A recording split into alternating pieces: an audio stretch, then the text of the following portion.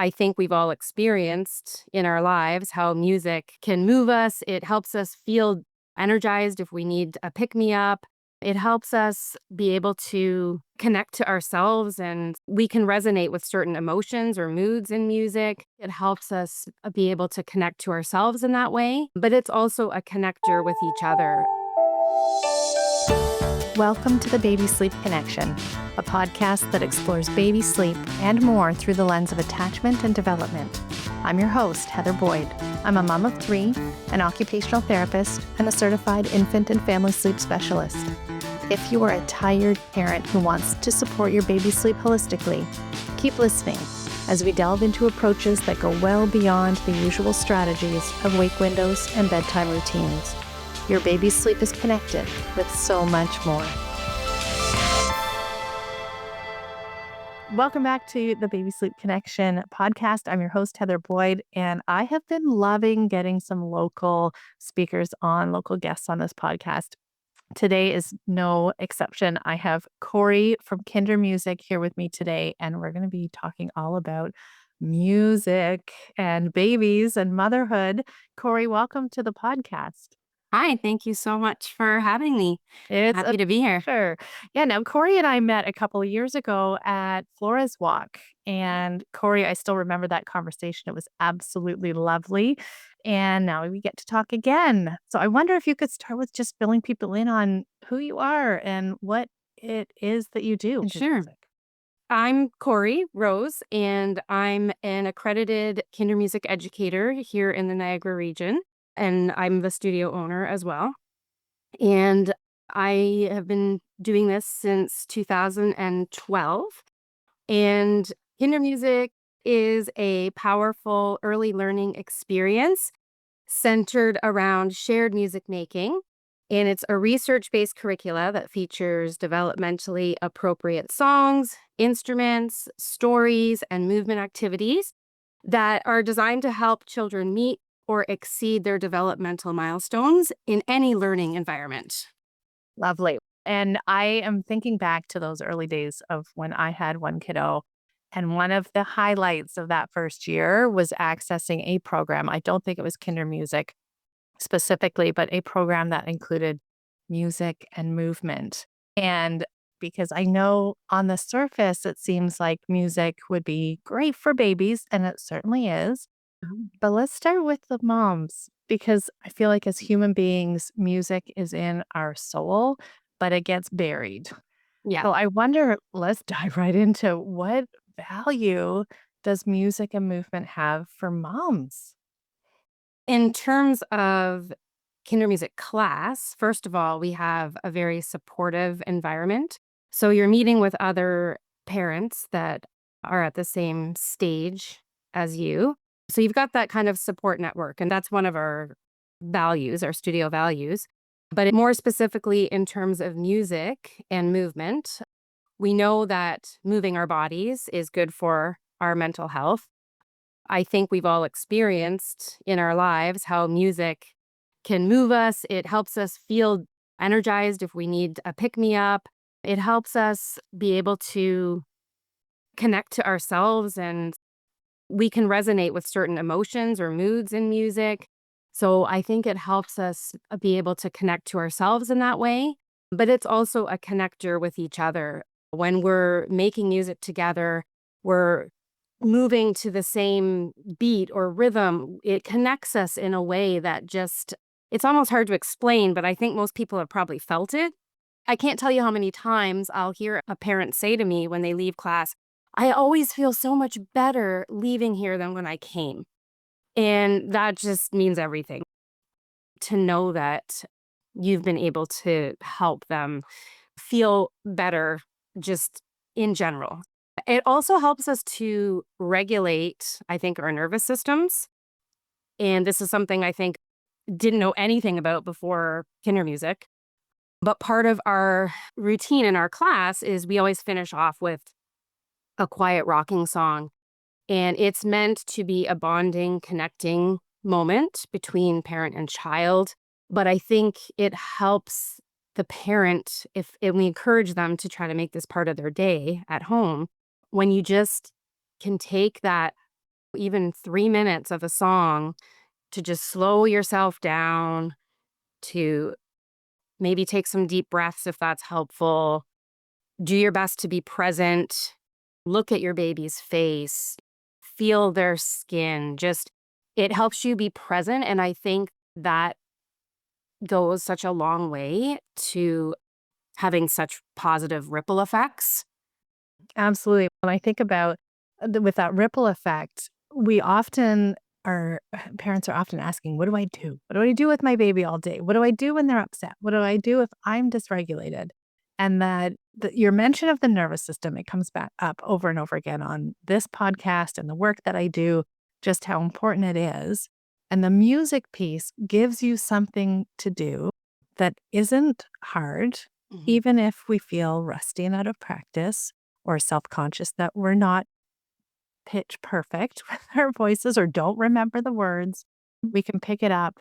What comes up for me too is when I think about the songs that I learned in that early class or songs from my childhood even, there's something really deep in our memory for Yeah, absolutely. remembering song and the rhythm Yeah. to the point where you might not even think you know the words, and then before you know it, you're in the shower singing the lyrics Yeah. that you learned at kinder class doing I Yeah. don't know. That's fantastic. I often tell parents to, if they don't know what to do, just start a dance party in the kitchen Yeah. with your babies in arms and just it doesn't matter what song it is. Yeah, Sing it. absolutely. Now you mentioned it before you even were in Kinder Music, you didn't know just how deep music resonated, nervous system-wise, connection, community, attachment. How did you even get into this? I knew it on a body level, I guess I would say, because when I was a child, even that's what I gravitated towards. That's what I spent a lot of my time doing was just singing in my room with my record player, and I would sing my heart out, and that's kind of always been a way for me to sort of have that release of emotion or whatever. But in terms of how I came to Kinder Music, we'll see how quickly I can get there. I'm excited already. I can see the smile lighting up on your face. I can't wait to hear this story. So, as I said, I did always connect with music. And when I was in choir, high school, musicals, that kind of thing. But when it came time to figuring out what I was going to do post secondary, I had no idea. And of course, this was at a time before the internet. So you couldn't really research things the way that you can now. I considered music, but I didn't have the greatest grades. I struggled a bit in high school. I didn't love school at that time. And I thought, well, take a year off and maybe I'll work for the year and then I'll figure out something hopefully will come to me, that gap year kind of thing. During that time, not long after, within months, I actually met my now husband. We were very eager to get married. I think me particularly because ultimately what I knew what I did want in my life was I wanted a family. And my husband, he was supportive of that idea, but he was still in school when we got married. We started in a situation where it took us quite a long time to catch up and find our footing. So we moved here in 97 and I was able to get a job at Shoppers on 4th Ave. And at that point, my first 2 children were born. So my oldest was born in 1999 and my daughter was 2001. And I was really struggling during this time period because I didn't make a lot of money. So I ended up working 3 to 11 or midnight so that we could minimize on the babysitting expenses. It worked good logistically, but I was getting completely overwhelmed and I was with the kids all day, working all night, up in the night a million times. Like it was one of the worst times of my life. And it was awful because all I wanted to do was be with my kids. So then I ended up when my oldest started grade 1, I said I cannot do this anymore because I will never see him. I'm going to be working when he comes home from school. Yeah. And so I ended up finding a job at a different pharmacy that I was able to get some day shifts at. And at the time, we were debating, do we want another child? And I was like, yeah, because I feel like it was a bit of a blur and I didn't really get to enjoy it the way I wanted to. It was just kind of survival. Sure enough, I end up getting pregnant pretty much right after I start this job. So I was only there for about 10 months. Best year of my life, honestly, was that year of mat leave with my third baby because I felt like I was able to Mm. just really enjoy it. I didn't have the same stresses as you do the first time. And I was just more intentional and felt more confident and all that. So then the time comes for me to go back to work. At this time, my husband takes on a new position and he's going to be traveling for work, sometimes for up to 10 days at a time. And we're realizing this is not going to work. I can't juggle all this. Someone has to be home base here. So then I decided after that mat leave ended, I started doing a home daycare. So I did that for about 5 years, and that worked really well during that time period. My kids were still younger. I was home for them after school, which is one thing that was important to me. Anyway, then my youngest is about to start grade one. And so I'm like, okay, I love kids, but I feel like I don't want to do this in-home childcare for the rest of my career. This is my chance to do something I feel passionate about. This is my chance to do something that is meaningful and I can make a difference. And I don't really know exactly what that is, but then I'm like, I'm going to apply to the music program at Mohawk.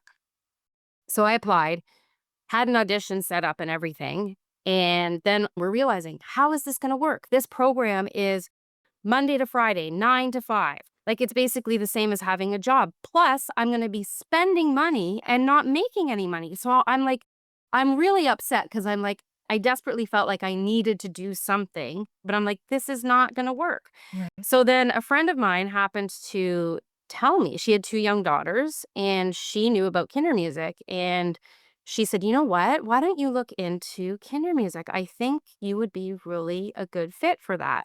So I looked it up online and I emailed and I didn't hear anything back initially. So I was like, oh. And then I thought, I don't have a degree or anything. So maybe they don't want me because of that, right?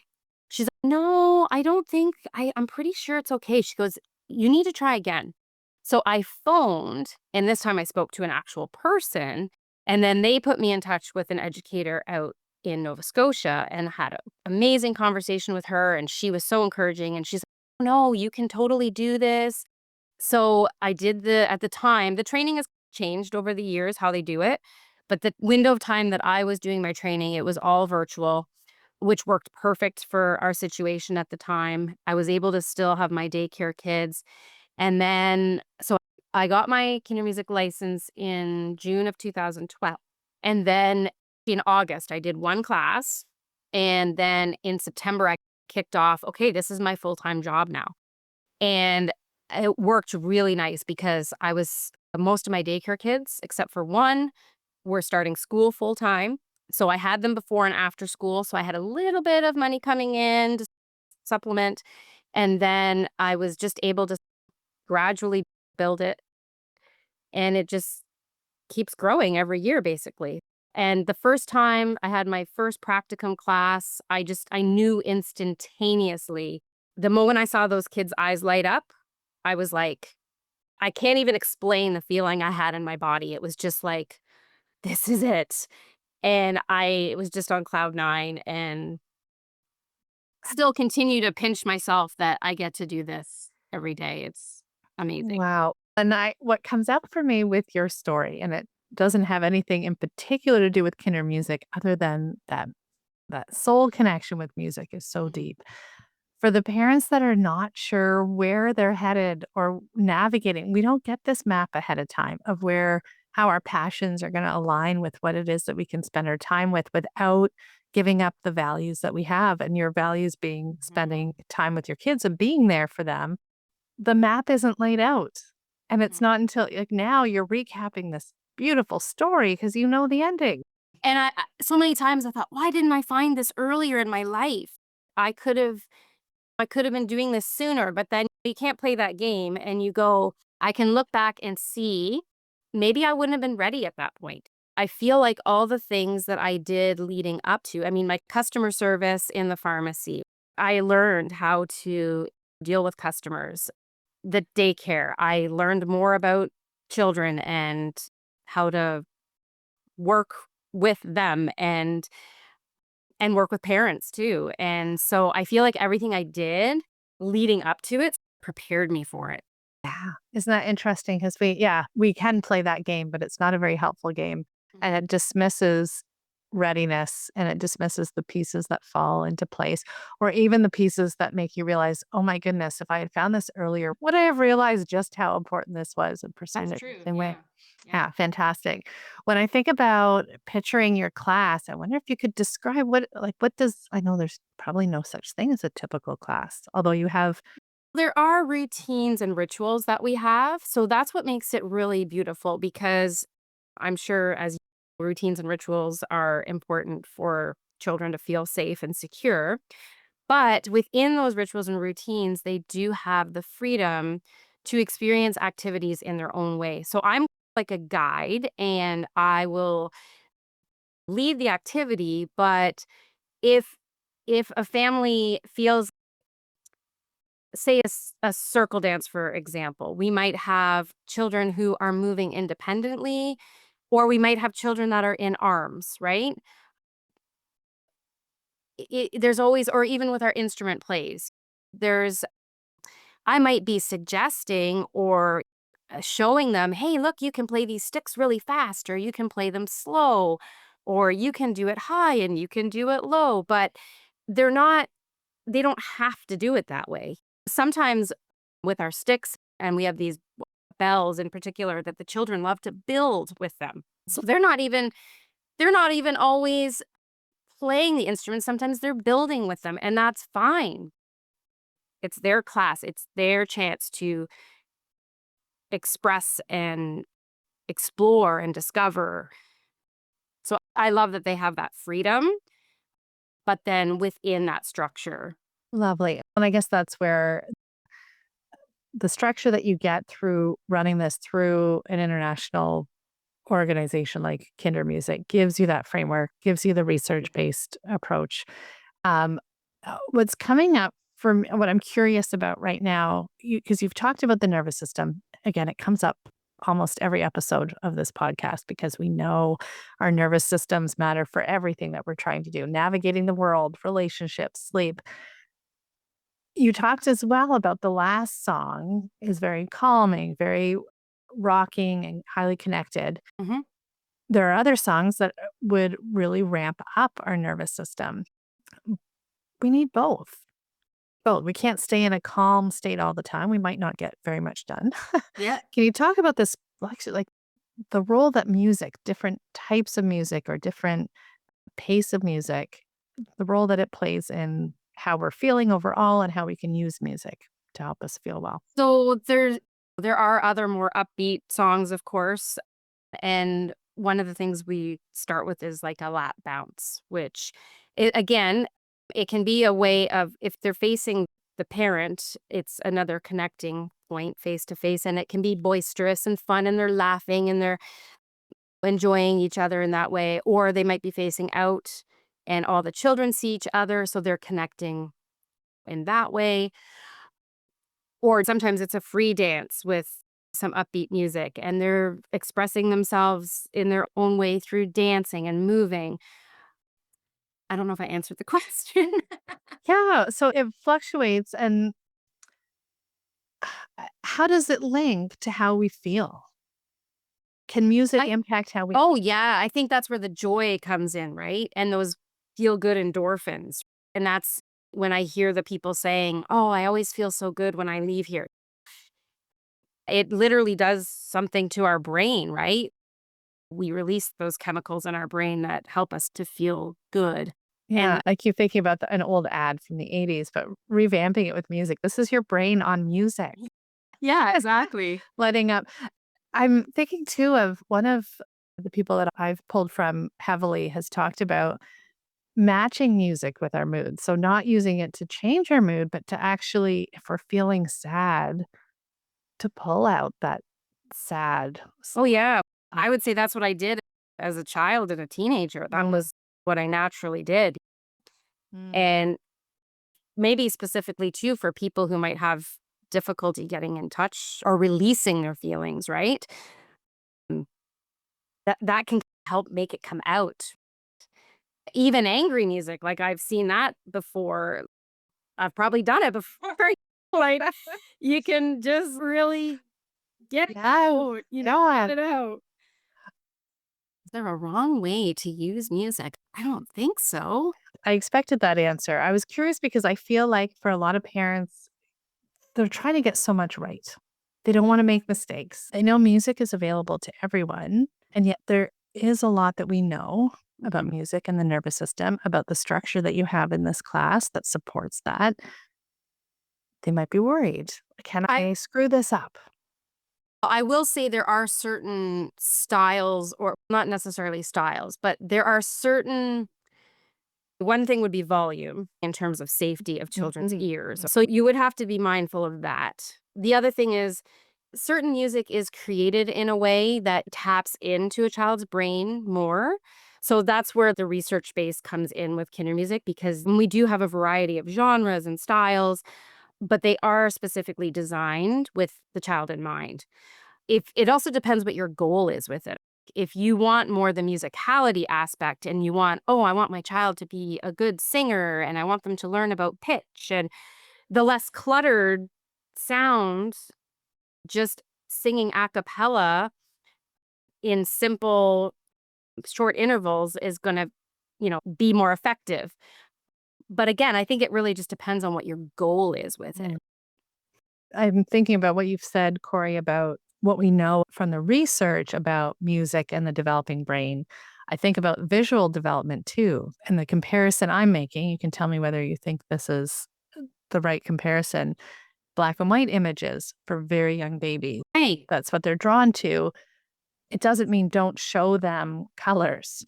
It does mean if you know a little bit about how the brain is growing and developing and what they need at this stage, we can give them more of what aligns with that. Yeah, absolutely. I think that's a good comparison for sure. Yeah. I'm pausing because I'm trying to think. Actually, I'm going to ask you, Corey, when you're not running a Kinder music class, what music do you like to listen to on your own time? Oh, Hmm. that is a good question. Maybe it's bringing out those old LPs from high school. Yeah, you know what? I tend to be somebody who listens to the same thing over and over again. I get kind of stuck, but part of it is also because now that we don't have CDs anymore or something visual, I literally can't remember, like, I can't pick something out of nothing. So if I go to my digital music, I'm like, I can't pull it out of thin air. So I tend to just gravitate to the same things over and over again. Yeah.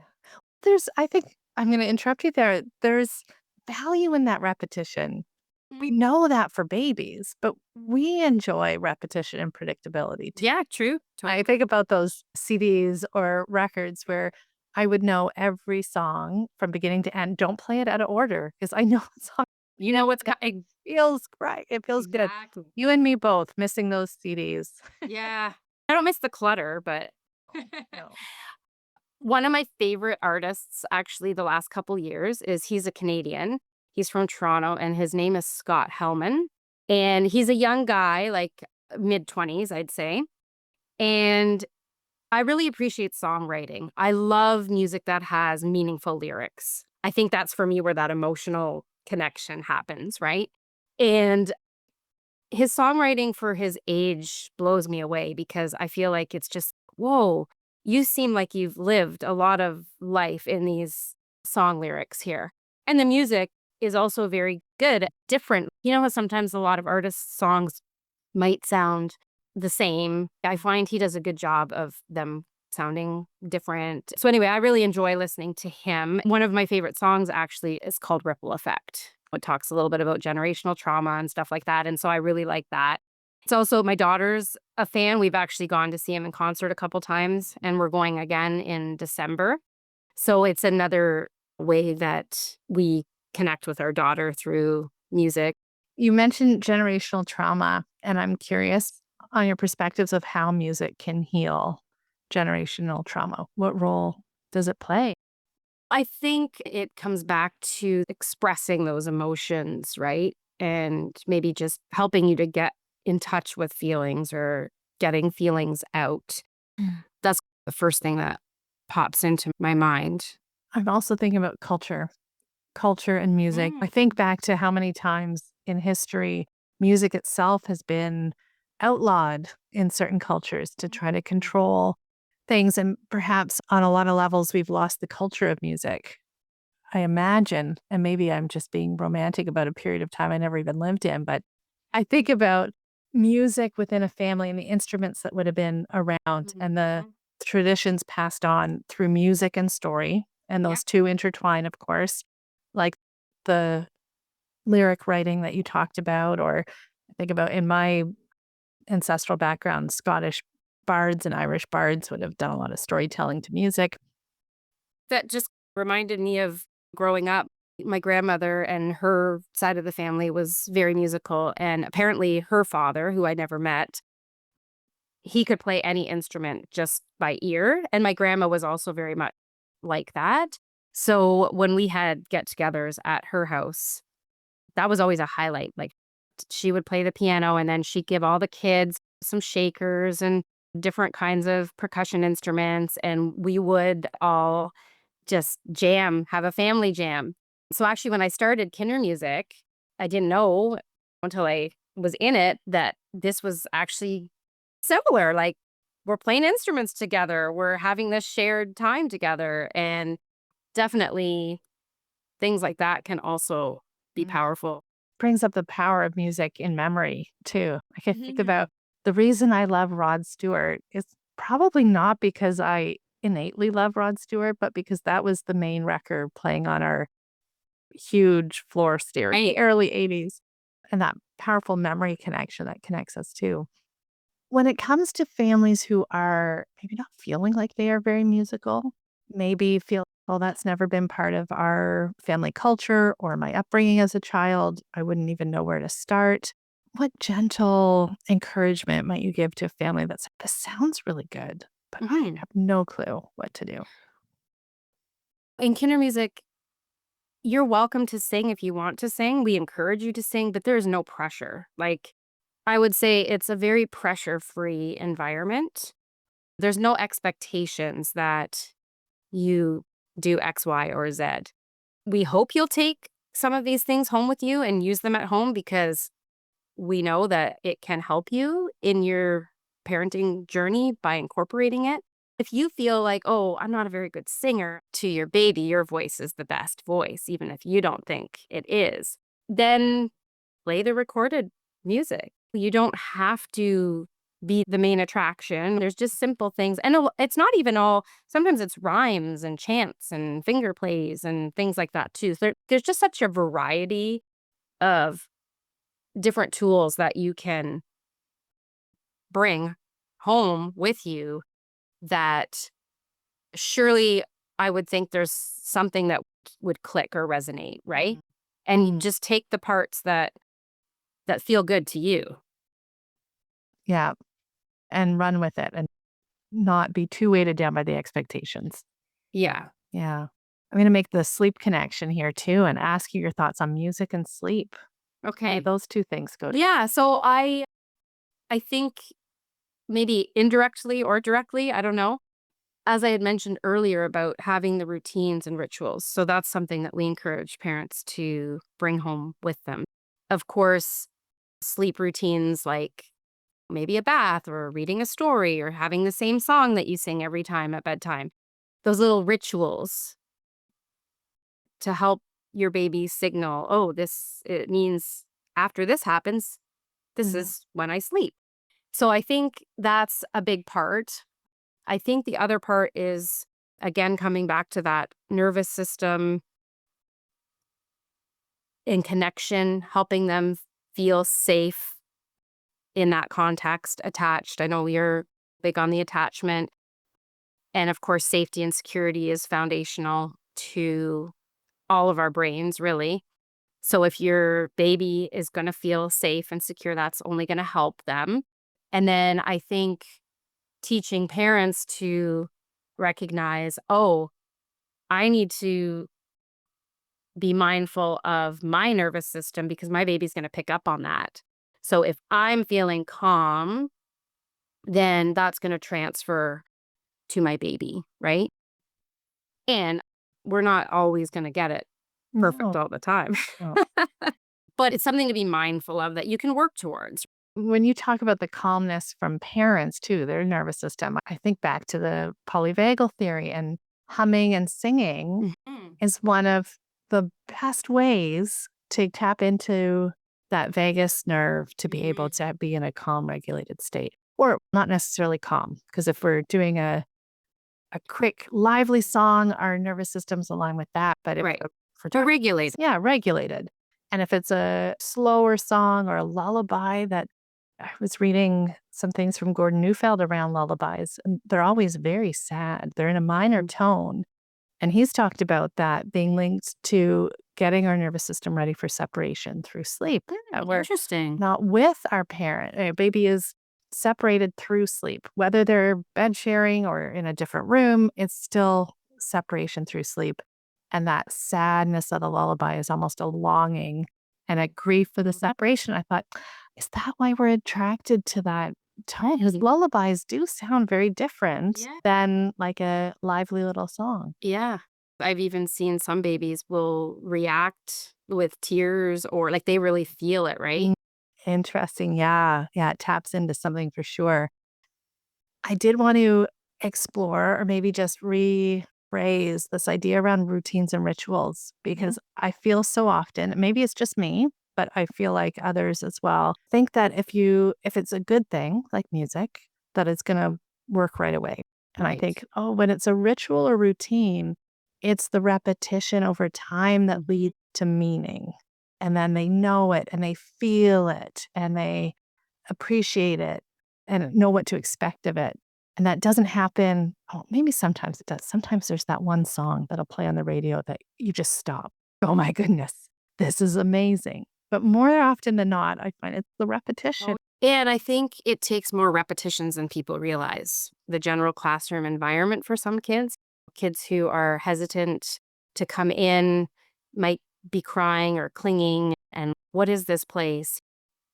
It can take up to 8 weeks of that repetition of them coming to class each week before they feel safe enough to realize, okay, I can come off my grown-up's lap and come and get the instrument from the basket. And so that's the other thing is I would say is Kinder Music is process based over performance. So we're very big on that idea. And definitely that repetition is it's so important in so many different Mm. uh And I think areas. it's almost twofold with the repetition because they come to know what to expect over the whole course of the class. But the repetition of reinforcing over and over again that the demands are low. They're not being made to do anything. They don't Exactly. have to pick that instrument out. They don't have to shake it, Exactly. but they see what's happening with the other kids and what they're doing. Yeah. And that may shape things. That's beautiful. Yeah. I'm curious if there's anything, Corey, that I have not asked you about today that you think people should Hmm. explore more around music, an idea perhaps that you think should be more part of the conversation. I guess I just wish more people realized how beneficial it was to young babies because I get a lot of times people will come when their babies say like 9, 10 months old. And then that last little bit before mat leave ends comes very quickly. And they're like, oh, I wish I would have found this sooner. And a lot of times they'll say, oh, I'm going to wait till my baby's sitting up, or I'm going to wait until this, they can pay attention more. And it's like all these things, obviously, they have to be ready. Like we start at newborn, but obviously, the parent has to be ready to feel like they can venture out and do this.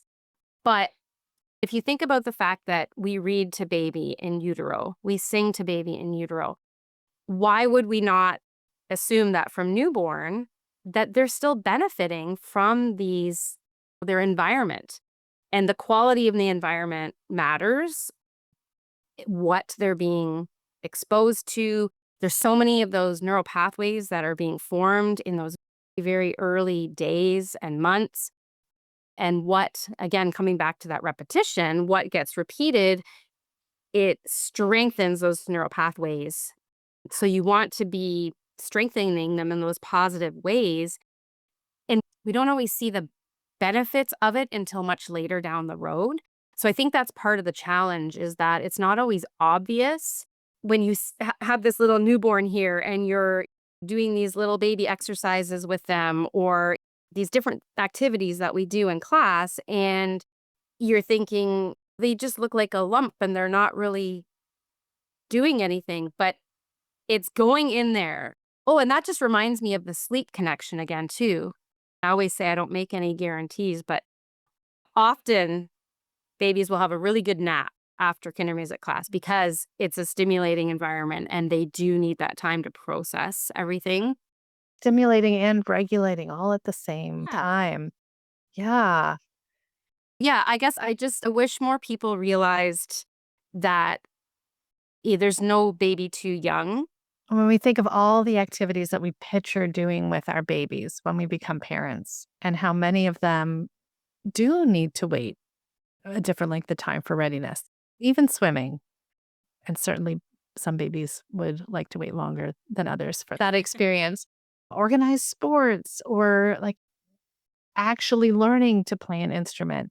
All these things come later, but music and storytelling, which I think again is so intertwined, it can start at a totally different earlier stage than so many of those other things. Our heartbeats, our rhythm, right? Like we're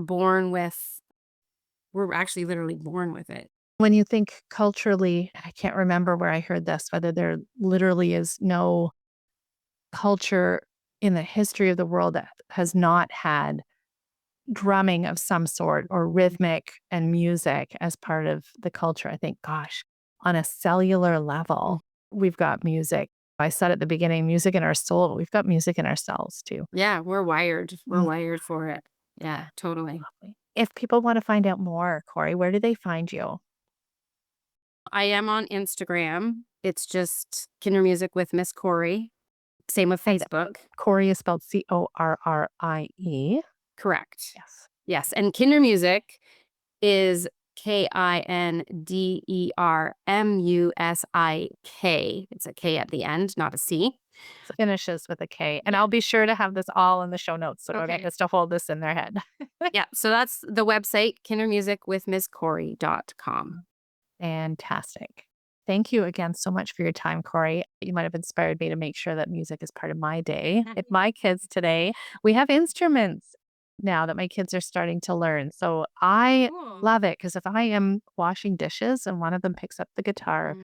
or one of them sits down at the piano, oh my gosh, I know, I that's my love happy it. place. I know my son, my youngest son, he plays guitar and he actually just started university. So he's just at Brock, but he's in residence during the week. And so when he comes home on the weekend, which he has so far every weekend, he'll pick up the guitar and he's like, I miss my guitar. And I'm like, oh, that is music to my ears that you miss your guitar. Love it. And when he starts playing his guitar, I'm just like, it just does something inside of me that Yeah. I just love it so much.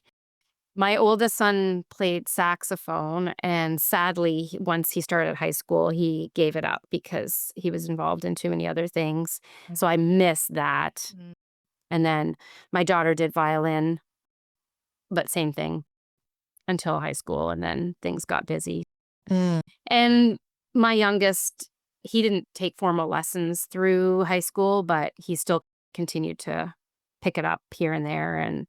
But he was in a band for like up until grade 8. And I actually just said to my husband last week, I said, I miss taking him to band because I loved sitting outside the classroom and listening to them practice. And it was just, That in our last house, we lived across the road from a woman who was in an Irish band that played. And oh, it was one beautiful day in the spring or fall, like nice enough to sit outside on the front porch. And they were playing in their garage. Like you talk about garage band, but it was Irish music. Oh my goodness, that Corey. must have been amazing for you because that's your heritage. I do that every weekend. Can you rehearse every weekend with the garage open? I don't care what any other neighbor thinks. And like, I don't even have to go to the pub to listen to this. It was absolutely amazing. That's awesome. Yeah, we went, this was a few years ago now. We went a couple times to, I think it's the Irish Harp in Niagara on the Lake. Mm. Is that That that's what it's sounds called? familiar. I haven't been down to the Think that's what Niagara. it's called. Anyway, they had an Irish band and it just, I just Mm. loved it so much. Yeah. Okay, you've inspired me to look for ways to fold it in without pressure, without feeling overly busy, just folding the music in to my day that just sparks something really deep inside. Mm. Thank you so much, Corrie. Thank you, Heather. This was so nice. Until then, bye for now.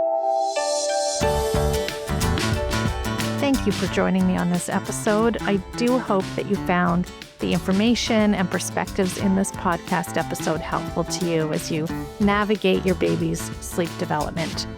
Of course, this podcast provides general information and it isn't tailored to your family's reality or the specific needs of your baby.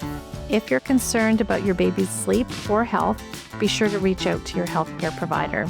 If you're feeling exhausted and overwhelmed and you need a place to feel nurtured and reassured, you can find me on Instagram at familysleep.ca.